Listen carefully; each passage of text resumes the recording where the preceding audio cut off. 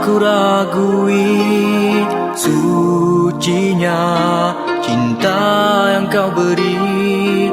Kita saling kasih mengasihi dengan setulus hati.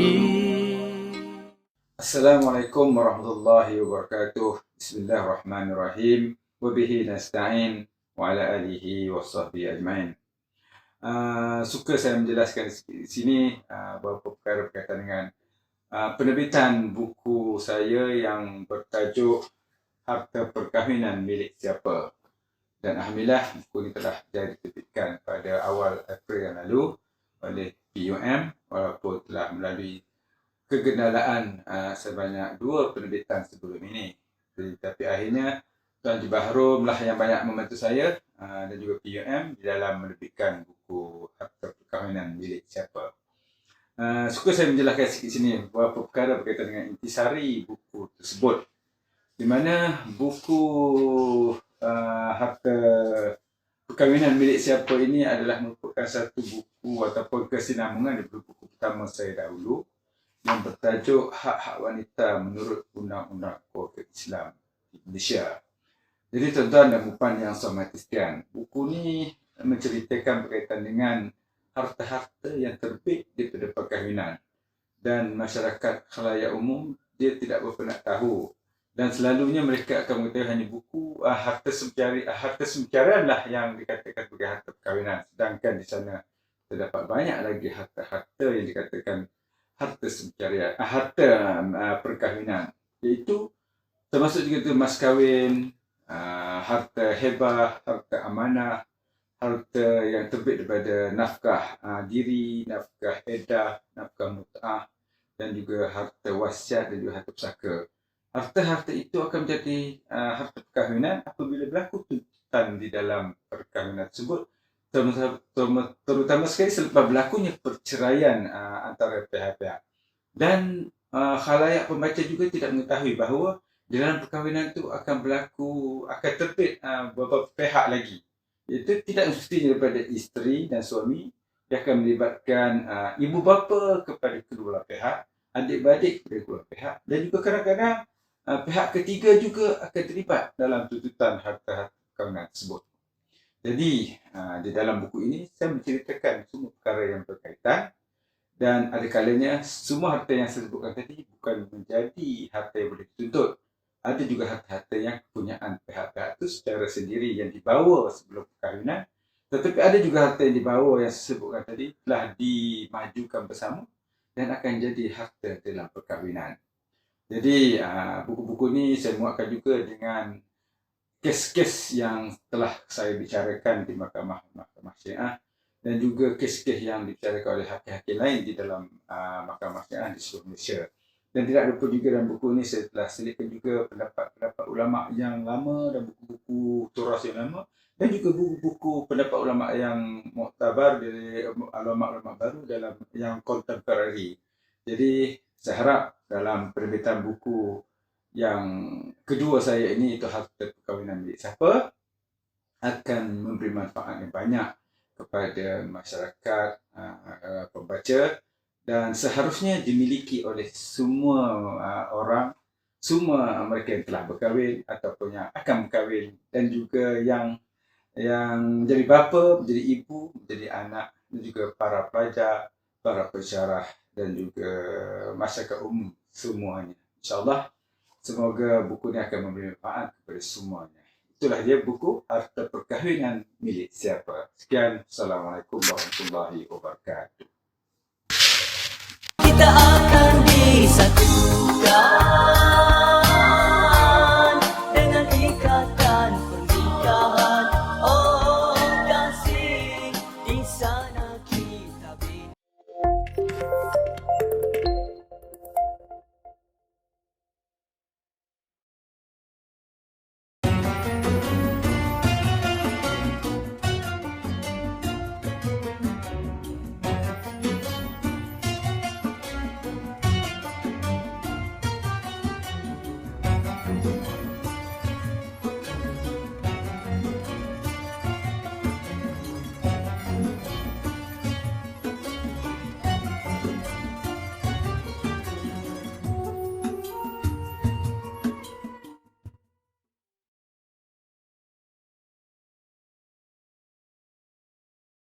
Assalamualaikum warahmatullahi wabarakatuh. Alhamdulillahirabbil alamin wal aqibatu lil muttaqin wala udwana illa 'alal zalimin. Subhanaka la ilma lana illa ma 'allamtana innaka antal alimul hakim. Wala haula wala quwwata illa billahil aliyyil azim. May yahdihillahu fahuwal muhtad wa may yudlil falan tajida lahu waliyyan mursyida. Asyhadu an la ilaha illallah wa nashhadu anna Muhammadan abduhu wa rasuluhu amma ba'd. Alhamdulillah, sama-sama kita merafakkan setinggi-tinggi rasa syukur kata Allah Subhanahu wa taala dengan limpah dan inayah daripada Allah Subhanahu wa taala. Pada petang ini dapat sekali lagi kita bersua dalam tazkirah ataupun kuliah online yang dianjurkan oleh pihak Persatuan Ulama Malaysia. Dan mudah-mudahan pada petang ini sampailah giliran saya untuk sama-sama kita mengisi Ramadan yang kita lalui pada hari ini agar mendapat manfaat dan kebaikan bersama. Pada sesi pada kali ini kita akan sama-sama berbincang berkaitan dengan tajuk cepatnya Ramadan berlalu pergi. Ya, tuan-tuan sedang penonton rahmat Allah sekalian, bila kita bincang berkaitan dengan soal cepat, ya, cepat Ramadan nak berlalu pergi ni dia berkaitan dengan soal masa. Ya, masa, maknanya kecepatan masa itu sehingga kita rasa pada hari ini ya, sudah pun masuk kepada 21 hari bulan Ramadan 1442 Hijrah. Rasa begitu cepat ya, Ramadan hendak meninggalkan kita. Secara sedar ataupun tidak, kita telah pun berada pada fasa yang ketiga dalam bulan Ramadan. Ya, kita telah melalui sebanyak 20 hari sebelum ini, iaitu bulan Ramadan kita telah pun lalui ya, dengan pelbagai sama ada kebaikan ataupun barangkali kealpaan kita selama 20 hari kita lalui Ramadan ini. Tuan-tuan sedang penonton yang dirahmati Allah sekalian, apa yang ingin saya tegaskan dalam kuliah ataupun tazkirah pada kali ini ialah berkaitan dengan satu perkara yang disebutkan sebagai peluang. Ya, bila kita dipilih oleh Allah Subhanahu Wa Taala untuk berada dalam bulan Ramadan 1442, ini merupakan suatu peluang yang telah diberikan oleh Allah Subhanahu Wa Taala kepada kita.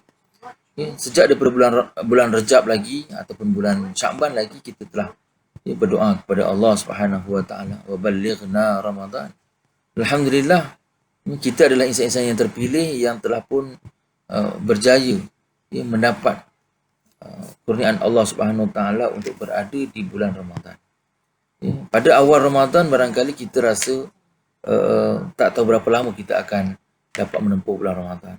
Ya, maknanya kalau kita dapat sehingga ke hari ini, ya, maknanya kita telah pun diberikan peluang oleh Allah SWT kalau dapat sampailah kepada penghujung Ramadan. Apapun saya nak sebutkan ya, berkaitan dengan soal peluang ini. Ya, barangkali bila kita sebutkan tadi peluang untuk ya, insan-insan terpilih untuk masuk ke bulan Ramadan, juga tidak semua ya, dapat pilihan tersebut. Ada yang diberikan oleh Allah Subhanahu Wa Taala ya, tidak kesempatan untuk berjumpa dengan bulan Ramadan. Ya, telah pun kembali ke rahmatullah. Yang pertama. Adapun yang kedua, kalau kita lihat peluang untuk masuk bulan Ramadan, tetapi barangkali bagaimanakah pengisian? Bagaimanakah kita kata apakah dia perkara-perkara yang kita buat dalam bulan Ramadan? Sebab ini juga semuanya termasuk dalam peluang. Bila kita bincangkan soal peluang bulan Ramadan ini, ya, barangkali ramai yang dipilih untuk masuk bulan Ramadan 1442, tetapi tidak pula diberikan peluang. Ya, mungkin dengan peluang kesihatan, mungkin juga dengan peluang kelapangan, ya, mungkin juga dari sudut kewangan, ekonomi dan seumpamanya, kesibukan. Maka peluang-peluang yang kita lihat dari sudut Ramadan ini barangkali pelbagai versi. Satu yang kita sebutkan tadi, berjaya masuk dalam bulan Ramadan, tetapi peluang yang seterusnya ialah bagaimana pula kita berpeluang untuk mengisi Ramadan pada kali ini. Ya, Alhamdulillah tuan-tuan, kalau sekiranya kita diberikan kelapangan untuk terus menjalani kehidupan ataupun kita kata melakukan segala perkara yang dituntut, keperluan-keperluan kita untuk memenuhi Ramadan, alhamdulillah diberikan kelapangan masa. Ya, barangkali juga kita diberikan kelapangan kesihatan. Ya, diberikan kesihatan untuk kita dapat bersama-sama ya melalui Ramadan itu dengan penuh sihat. Kita tidak diuji dengan sakit. Maka barangkali pada hari ini ada juga sahabat-sahabat kita yang ditimpa ujian sakit. Ya, yang barangkali dalam musim-musim sekarang ni, musim PKP, mungkin ada juga dengan adanya simptom ataupun ujian kena COVID-19. Tuan-tuan, jadi mungkin ada di kalangan mereka yang berada terlantar di hospital yang tidak berkeupayaan untuk melakukan ibadah kepada Allah Subhanahu Wa Taala. Begitu juga yang mungkin juga dengan musim PKP ini nak membangunkan ekonomi. Ini barangkali mereka terpaksa melaksanakan perkara-perkara dalam bulan Ramadan ini dengan pelbagai kerjaya, dengan melakukan pelbagai aktiviti untuk mencari sara hidup. Maka mereka bergelumang dengan kerja-kerja, ya, melakukan aktiviti-aktiviti perniagaan yang menyebabkan berlaku kesibukan kepada diri mereka. Maka dalam isu inilah yang saya nak cuba tekankan betapa kadang-kadang peluang yang Allah berikan kepada kita, kalaulah diberikan kesempatan, keizinan dia untuk kita melalui fasa Ramadan ini dengan sihat, dengan lapang, ya, barangkali dengan kemudahan, segala kemudahan yang diberikan oleh Allah SWT, maka sewajarnya peluang-peluang ini digunakan dengan sebaik mungkin. Mungkin selama dalam 20 hari yang kita lalui dalam bulan Ramadan ini, alhamdulillah mungkin kita begitu konsisten. Kita sudah tidak lagi ada apa-apa keperluan melainkan terus mengibadat kepada Allah Subhanahu Wa Taala. Tapi mungkin ada juga di kalangan kita yang tidak dapat melalui fasa 20 Ramadan. Ya, fasa pertama dan juga fasa kedua itu juga barangkali alpa. Maka saya ingin tekankan ialah apabila sampai kepada penghujung ataupun 1/3 daripada bulan Ramadan, Ashrul Awakhir, maka ini juga merupakan peluang yang Allah berikan kepada kita. Lebih-lebih lagi kalau kita sebutkan tadi, ini berkaitan dengan Ashrul Awakhir ini 10 hari terakhir dalam bulan Ramadan adalah ya, banyak yang diriwayatkan tentang penurunan Al-Qadar, ya, Al-Quranul Karim, dan juga yang kita sebutkan sebagai malam Al-Qadar. Jadi kita lihat ini juga merupakan suatu peluang yang kita kena gunakan dengan sebaik mungkin, kerana barangkali Ramadan pada kali ini adalah Ramadan yang terakhir bagi kita. Ya. Tuan-tuan sedang pendengar yang dirahmati Allah sekalian,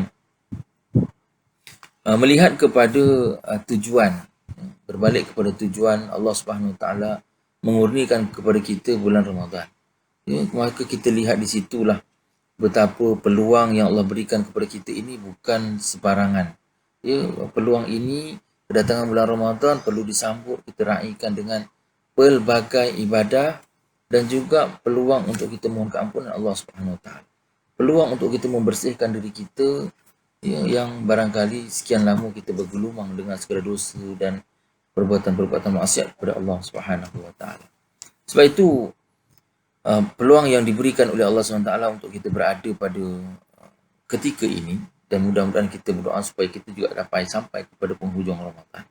Ya, maka apakah perkara-perkara yang kita perlu isi di dalam bulan Ramadan ini, yang kalaupun kita tidak sempat untuk melakukan pada 20 hari yang pertama itu, tetapi ada peluang lagi, berbaki 10 hari lagi, maka inilah peluang yang kita kena gunakan. Tuan-tuan sedang penonton yang Allah sekalian, kita lihat tentang tujuan aspek Ramadan itu dari sudut ialah untuk membangunkan sifat-sifat keinsanan, sifat-sifat kehambaan kita kepada Allah Subhanahu Wa Taala. Bila mana disebutkan ya ayyuhallazina amanu kutiba alaikumusiyam kama kutiba alal ladzina min qablikum la'allakum tattaqun. Bila disebutkan tentang la'allakum tattaqun, itu adalah matlamat hujung, ya, kita sebagai hamba Allah Subhanahu Wa Taala, sebagai hamba makhluk atas muka bumi ini, matlamatnya ialah untuk, ya, kita meraih nilai-nilai ketakwaan. Ya, nilai-nilai ketakwaan yang perlu disematkan dalam aktiviti seharian kita, ya, benar-benar boleh memberikan kebaikan. Kalau sekiranya berlakunya kematian kepada kita, barangkali takwa itulah yang akan menjadi bekal kepada diri kita. Firman Allah Subhanahu Wa Taala dalam surah Al-Baqarah ayat 197. Allah menyatakan wa tazawwadu fa inna khairaz zadi taqwa. hendaklah kamu menambah bekal. Ya, sesungguhnya sebaik-baik bekal itu ialah sifat takwa. Ya, tuan-tuan sedang penonton yang dirahmati Allah sekalian, bila disebutkan tentang watazawwadu, itu adalah satu saranan untuk kita menambah. Ya, menambah bekalan ketakwaan kita, menambah segala kebaikan kita, menambah segala pahala yang kita raih, ya, yang kita lakukan. Jadi dalam bulan Ramadan ini diberikan satu gandaan yang sangat-sangat besar. Jadi objektif disebutkan tadi la'allakum tattaqun, supaya kita benar-benar menjadi hamba yang bertakwa, dan dirujuk dengan Allah Subhanahu Wa Taala menyarankan supaya kita menambah bekalan, ya, untuk kekal kita dalam sifat-sifat takwa. Maka peluang dalam bulan Ramadan ini untuk kita menjadi sifat-sifat takwa itu adalah sangat-sangat cerah, tuan-tuan. Sebab bulan Ramadan inilah yang kita nyatakan tadi, peluang untuk kita melakukan ibadat, barangkali dengan semangat kawan-kawan, barangkali dengan reward yang Allah berikan, ganjaran-ganjaran yang begitu besar, maka peluang-peluang ini seharusnya digunakan dengan sebaik yang mungkin. Ya, sebab itu kalau kita lihat tadi, apakah perkara yang ditekankan dalam soal membangunkan jiwa keinsanan, sifat-sifat ketakwaan dalam diri kita, di manusia. Ya, sebab itu bila kita lihat dalam objektif, ya, bulan Ramadan itu sebagai satu medan latihan untuk kita membentuk akal. Ya, membentuk akal, dan juga kita nak membentuk jiwa. Dan di samping yang ketiga ialah faktor untuk membentuk fizikal kita sendiri. Baik, yang pertama kalau kita lihat dari sudut membentuk akal fikiran. Ya, tuan-tuan, dalam bulan Ramadan ini kita disarankan untuk memperbanyakkan membaca Al-Quranul Karim. Ya, proses apabila kita lapar, tuan-tuan, dalam kita berpuasa ni, ya, barangkali minda kita ni mungkin ada kesan. Ya, mungkin kalau jenis orang yang memang dirasa bulan Ramadan itu bulan untuk dia lemah longlai, dia tidak berupaya, dia berfikir berkaitan dengan bila dia tak makan maka dia tak boleh nak buat kerja apa-apa. Hakikat sebenarnya bila mana dalam bulan Ramadan kita dalam keadaan kita berpuasa, akal kita sebenarnya sedang aktif pada ketika itu. Ya, akal kita sedang sentiasa peka dengan keadaan. Lebih-lebih lagi jika kita mengasah, jika kita melakukan perkara-perkara yang boleh menyebabkan minda kita itu terasah. Dalam soal ini, kalau kita lihat, ya, faktor jiwa, faktor fizikal dan juga faktor mental kita ini perlu diasah. Ya, kalau kita merujuk bila mana bulan Ramadan itu diturunkan Al-Quranul Karim, ya, faqra'u ma tayassara minal Quran. Digalakkan untuk kita membaca Al-Quran itu. Ya, kemudian dengan adanya bulan Ramadan itu diturunkan bulan Ramadan, maka diturunkan Al-Quran dalam bulan Ramadan, maka sangat-sangat sinonim soal bacaan Al-Quran itu dengan orang yang berpuasa. Dan kalau kita lihat dari sudut membentuk akal ni, tuan-tuan, maka membaca Al-Quran sangat-sangat membantu untuk menajamkan akal fikiran bila mana kita berbanyak membaca Al-Quranul Karim. Ya, kita sebutkan tadi, dalam bulan Ramadan apabila akal dibangun ataupun ditajamkan oleh membaca Al-Quran, sudah pasti kita lihat orang yang ingin membaca Al-Quran, dia perlu ada kesediaan. Ya, dia perlu kepada kesediaan. Di mana bagi seseorang yang ingin membaca Al-Quran, dia kena tahu tentang sifat-sifat huruf, ya, dalam ayat Al-Quran tersebut. Yang keduanya, orang yang ingin membaca Al-Quran Al-Karim, dia juga perlu belajar tentang hukum tajwid. Ya, hukum tajwid, apakah setiap daripada bacaan itu, apakah hukum-hukum yang setiap daripada huruf-huruf itu. Ya, kemudian yang kalau kita sebutkan juga sebagai mempelajari tentang keluar sifat-sifat huruf tadi, tuan-tuan. Jadi kalaulah kita berbalik kepada bagaimana seseorang yang baca Al-Quran, dia kena mempelajari ilmu fasahahnya ataupun kita kata ilmu sebutan hurufnya, ya, kemudian tentang panjang pendeknya, begitu juga dengan soal tajwid. Maka apabila kita membaca Al-Quran, secara tidak langsung kita sedang melatih akal kita supaya menjadi tajam dan prihatin. Ya, mungkin ini berbeza dengan sifat membaca buku yang lain. Mungkin sifat baca buku yang lain, dia tidak mempunyai harakat, dia tidak mempunyai suatu keperluan untuk dia tahu tentang panjang pendek atau seumpamanya. Tetapi bila mana kita membaca Al-Quranul Karim secara tidak langsung, maka kita nyatakan tadi perlu kepada memahami ilmu-ilmu Al-Quranul Karim. Jadi bila ada orang membaca Al-Quran, maka secara tidak langsung otak ni sedang berfikir, apakah hukum bila kita baca mim mati berjumpa dengan ba, nun mati berjumpa dengan ra, nun mati berjumpa dengan ya. Maka bila mana kita tahu hukum-hukum itu, otak kita sedang berfungsi untuk memahami bacaan itu di samping kita memperbetulkan bacaan. Maka ada hubungan di antara membaca dengan mengasah minda. Selain daripada Al-Quran itu sendiri pun merupakan suatu mukjizat yang mempunyai banyak kelebihan. Selain daripada menajamkan akal fikiran, barangkali akan mendatangkan ketenangan kepada pemikiran, emosi dan seumpamanya yang boleh menyebabkan hati kita tenang dengan membaca Al-Quran Al-Karim. Sebab itulah kita sebutkan tadi, maka dalam bulan Ramadan pada Ashrul Awakhir, ikut bagi mereka yang tidak berkesempatan, mungkin ada kesibukan, maka anggaplah sebagai bulan yang 10 hari yang terakhir ini sebagai suatu peluang yang sangat-sangat kita perlukan untuk kita menambah baik, ataupun kita menambah segala amal-amal kita. Itu adalah sebagai faktor yang pertama. Bila baca Al-Quran, kita punya minda akan terasah, akan menjadi tajam, akan menjadi cerdas pemikiran kita. Yang kedua, kalau kita lihat modul ataupun latihan yang diperlukan ketika mana dalam bulan Ramadan ini ialah berkaitan dengan faktor membangunkan jiwa. Tadi soal akal, apabila seorang yang membaca Al-Quran Al-Karim, akalnya sedang berfungsi untuk memahami Al-Quran dengan baik. Faktor yang kedua ialah kita nyatakan tadi untuk membangunkan jiwa, tuan-tuan. Faktor jiwa. Faktor kejiwaan itu harus juga diberikan suatu penekanan. Hari ini pun ramai juga orang yang sakit jiwa. Mungkin dia jauh dengan Al-Quran Al-Karim. Maka mungkin tak ada ruang untuk mereka nak mempelajari Al-Quran. Sebab itu dalam bulan Ramadan ini mungkinlah jadikan dia sebagai satu pintu masuk, pintu untuk kita melakukan perubahan. Selain daripada fizikal ataupun mental kita bangunkan jiwa kita. Emosi kita, emosi yang kukuh, yang teguh, yang tidak sifatnya tidak terlalu cepat untuk koyak, tidak terlalu cepat untuk rasa lemah rendah diri ataupun barangkali rasa lemah. Maka dalam situasi begini, kita lihat dalam bulan Ramadan, maka adalah bulan yang sangat-sangat sesuai untuk menanamkan iltizam kita, untuk membantu meningkatkan keimanan kita. Jadi kita lihat dalam nak membangunkan jiwa ini, digariskan ada dua perkara yang perlu dilaksanakan. Yang pertama, kita melatih diri kita dengan memperbanyakkan amalan-amalan sunat. Of course, tuan-tuan, bila kita sebutkan tadi dalam bulan Ramadan, kita digalakkan untuk memperbanyakkan amalan-amalan sunat. Selain daripada membaca Al-Quran itu juga merupakan perbuatan sunat, tetapi dia sangat-sangat dituntut. Begitulah juga kalau kita lihat pada amalan-amalan yang lain. Kita mendirikan solat sunat.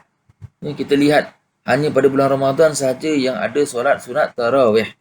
Maka kewajaran kita untuk tidak mengabaikan solat tarawih. Pasak dalam hati bahawa kita memerlukan solat tarawih, memperbanyakkan amalan sunat dalam bulan Ramadan. Tak ada sembahyang tarawih pada bulan-bulan yang lain. Maka galakan ini harusnya disahut oleh jiwa-jiwa insan yang beriman untuk memenuhi syarat ataupun orang-orang bertakwa itu ialah dengan memperbanyakkan amalan sunat. Selain daripada amalan-amalan wajib lah. Begitu juga dengan solat witirnya kan. Kemudian kalau kita boleh solat duhanya, maka ini adalah sangat-sangat digalakkan untuk membangunkan jiwa kita, tuan-tuan. Allah Subhanahu wa taala menyatakan dalam surah Ali Imran, A'udzubillahi minasyaitonirrajim, alladzina yazkuruna Allaha qiyaman wa qu'udan wa 'ala junubihim wa yatafakkaruna fi khalqis samawati wal ard rabbana ma khalaqta hadza batila subhanaka faqina adzabannar. Iaitu orang-orang yang memperingati Allah sambil berdiri, sambil duduk, sambil dalam keadaan berbaring, dan mereka memikirkan tentang penciptaan langit dan bumi. Saya berkata, ya Tuhan kami, tiadalah engkau ciptakan ini dengan sia-sia. Maha suci engkau ya Allah, maka peliharalah kami daripada nasab siksa api neraka. Tuan-tuan sidang penonton rahmati Allah sekalian, kita sebutkan tadi galakan untuk kita memperbanyakkan amal-amal sunat, termasuk dalam soal zikir, ataupun kita kata membaca Al-Quran ataupun melakukan amal-amal sunat. Maka galakan ini harusnya disahut dalam bulan Ramadan. Kalaupun pada bulan-bulan yang lain kita rasa agak jauh sebab rewardnya tidaklah sama seperti mana bulan Ramadan. Tetapi bila mana dah diberikan peluang untuk kita berada dalam bulan Ramadan, Ya, perhitungkan juga tentang 20 hari yang lalu. Apakah muhasabah yang kita boleh ambil daripada amalan yang kita buat. Sekiranya masih juga tetap tidak memenuhi kriteria itu, maka wajar untuk kita ambil peluang 10 malam terakhir ini. Ya, kita bangun malam, melakukan solat-solat sunat sebagai satu daripada proses untuk membersihkan jiwa kita. Ya. Jadi kita nyatakan tadi, kalaupun mungkin ada yang terlibat dengan aktiviti-aktiviti perniagaan, maka janganlah lekang daripada mulut kita untuk mengucapkan zikrullah.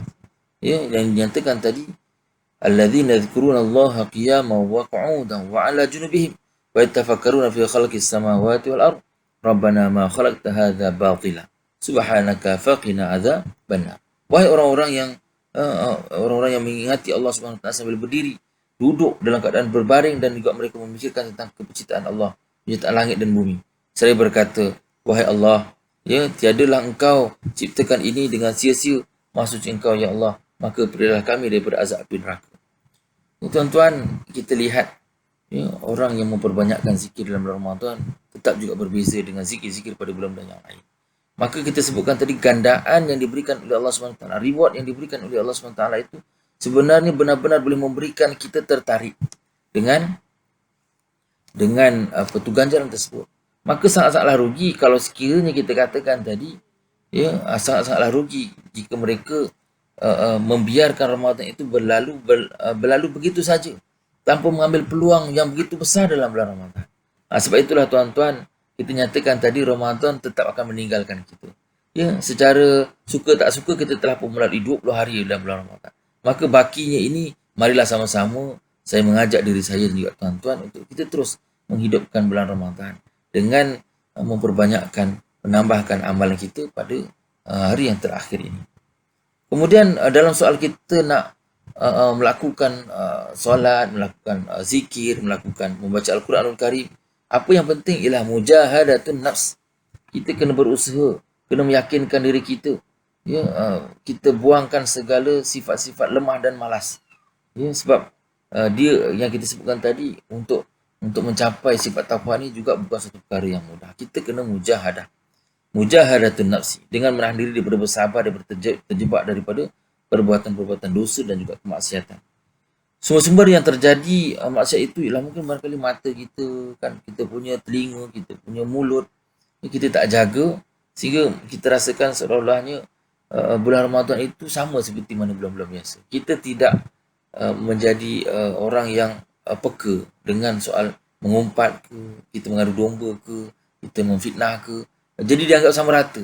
Sedangkan perkara itu adalah merupakan suatu perkara yang jelas ataupun memberikan kesan dosa kepada diri kita ataupun melakukan kemaksiatan kepada Allah Subhanahu wa taala. Sebab itu perlu mujahadatun nafs. Mungkin dalam 20 hari yang lepas kita boleh rasa kita rasa menyesal, kita dapat akui perkara tersebut. Maka pada 10 malam yang terakhir ini bolehlah kita fokuskan, ya, untuk membangunkan, ya, mujahadah. Boleh bangun malam, mujahadah. Bersungguh-sungguh tuan-tuan. Untuk tadi kita kata mujahadatun nafs, mujahadah untuk tazkiyatun nafs, membersihkan hati kita juga. Ya, asasnya dalam bab jiwa ni tuan-tuan, dia sifatnya emosi. Ya, bersifat emosi, barangkali ada fikiran-fikiran negatif. Sebab itu bila mana kita nyatakan, bila kita berpuasa dalam bulan Ramadan, kita menahan diri daripada makanan minum itu secara fizikal. Namun juga perlu ditekankan soal berpuasa dari sudut panca indera, ya, berpuasa dari sudut lisan, berpuasa dari sudut mata, pandangan mata. Ya, maka puasa-puasa yang kita nyatakan tadi, berpuasa turut anggotanya, itu juga menjadi satu faktor kepada ketakwaan kita kepada Allah Subhanahu wa taala. Kita membersihkan jiwa kita, tuan-tuan. Bila kita berpuasa, kita menghindarkan, kita keluarkan segala sifat-sifat negatif yang ada dalam diri kita. Kemudian yang kedua, bila mana kita nyatakan tadi, bila mana hati kita dah pun kita buangkan dengan sifat-sifat mazmumah, maka kita isi pula dengan sifat-sifat mahmudah, terpuji. Ya, dengan apa yang biasa kita bacakan, ya, man qama ramadhana imanan wa ihtisaban ghufira lahu ma taqaddama min zambi. Siapa yang menghidupkan malam, membangunkan malam-malam bulan Ramadan itu dengan penuh kesungguhan, ya Allah akan ampunkan dosa-dosa yang terdahulu dan juga dosa-dosa yang akan datang. Sebab itu dalam soal-soal seperti ini kita lihat tazkiyah untuk membersihkan jiwa ini dia sangat penting. Sebab inilah natijah kepada puasa kita. Kita akan membersihkan segala kekotoran yang ada pada diri kita, lalu kita isikan dengan nilai-nilai ketakwaan. Maka barulah akan membentuk satu jiwa yang kuat. Selain daripada sihat tubuh badan, tetapi jiwa juga sihat. Ini merupakan satu perkara yang sangat baik dan juga memberikan manfaat. Dan yang ketiganya tuan-tuan, yang kita sebutkan, mungkin dalam bulan Ramadan yang kita telah lalui 20 hari yang lalu, barangkali kesan dari sudut fizikal juga ada sebahagian yang melihat kepada tidak ada sebarang perubahan. Dia puasa siang hari tapi malam dia balun semacam dia tuan-tuan. Dia more pun dia bedal dengan hebat. Dia waktu berbuka pun dia dimakan dengan penuh selera, seolah-olahnya dia lupa bahawa dia pada siang hari ini dia berpuasa. Dia telah pun sepatutnya dia sihat, tetapi bila mana makan telajak ni juga boleh menyebabkan dia menjadi sakit. Sebab itu sepatutnya dalam bulan Ramadan ini ialah pembentukan, seluruhnya ialah pembentukan fizikal. Jiwa fizikal luaran kita juga perlu kepada fizikal yang sihat. Sebab itu bila disebutkan sumu tasihu, berpuasalah kamu nescaya kamu akan sihat. Maka kesihatan fizikal ini juga perlu diberikan suatu perhatian. Dan itulah matlamatnya. Bila mana datangnya bulan Ramadan kita berpuasa, maka mudah-mudahan akan diberikan faktor kita sihat. Tetapi kena beringatlah juga supaya kita ni terus disebutkan sihat tadi. Mana waktu kita berbuka dengan kadar yang sepatutnya, begitu juga dengan sahur, ataupun barangkali kita boleh memilih makanan-makanan yang mengikut kepada kesesuaian tubuh badan kita. Bukan makan asal mahu saja. Harus juga diperhatikan tentang kandungan-kandungan ataupun yang kita sebutkan sebagai apakah bentuk-bentuk makanan yang kita makan. Maka secara automatik dia boleh membentuk fizikal kita, yang mungkin di situ dikaitkan dengan bila selepas bulan Ramadan kita nampak slim fizikal seseorang itu. Kan fizikalnya nampak berlaku satu perubahan. Mungkin adalah satu kaedah yang terbaik juga untuk diet. Mungkin sebelum ini mereka berlumba-lumba nak menjadi orang yang kurus, contohnya kan, bagi mereka yang mungkin ada jasadnya yang gemuk, mereka berusaha untuk kurus dengan memakan pelbagai suplemen. Maka puasa ini sebenarnya satu daripada bentuk-bentuk tarbiyah untuk menjadikan tubuh badan kita itu fit, sempurna. Maknanya boleh untuk melakukan, mudah untuk melakukan kerja-kerja yang mungkin pada asasnya nampak susah, tapi bila mana badan kita terasa selesa, ibadah yang kita buat juga rasa selesa. Bila mana tubuh badan kita rasa ringan, untuk bangun 20 rakaat pun tiada hal, tak ada masalah tuan-tuan. Bila mana kita berpuasa, dia akan sihat dan tubuh badan kita juga akan rasa konsisten, stabil. Maka ini merupakan suatu pembentukan yang kita perlu capai dalam bulan Ramadan. Tuan-tuan dan rahmat Allah sekalian, saya sebutkan dalam soal Ramadan tetap akan berlalu pergi juga kepada kita tuan-tuan. Sebab itu peluang-peluang yang diberikan oleh Allah SWT selama 20 hari, dan ada baki lagi 10 hari ini tuan-tuan. Paling tidak pun bila mana kita menjadi pencari, pemburu al-qadar, kita mohon kepada Allah SWT, mudah-mudahan Allah memberikan kita kekuatan, Allah memberikan kita kelapangan, Allah memberikan kita rezeki yang melimpah ruah, Allah memberikan kita kepada kesihatan yang berpanjangan. Maka pada malam inilah kita kena mengejar, kerana dalam setiap apa yang kita jangkakan tadi, sama ada pembentukan jiwa, pembentukan mental kita dan juga pembentukan fizikal, semuanya juga di atas izin dan juga bantuan daripada Allah Subhanahu Wa Taala. Kita tidak mampu untuk melakukan itu secara bersendirian, melainkan juga dengan izin daripada Allah Subhanahu. Sebab itulah tuan-tuan, bila mana kita menjadi pemburu al-qadar pada 10 malam akhir ini, dan juga saya mengajak kepada sahabat-sahabat sekalian, peluang 10 malam yang terakhir ini adalah merupakan peluang yang perlu digunakan dengan sebaik mungkin untuk kita melakukan kebaikan. Kita terus konsisten membaca Al-Quran, kita memperbanyakkan lagi membaca Al-Quran dalam 10 malam yang terakhir ini.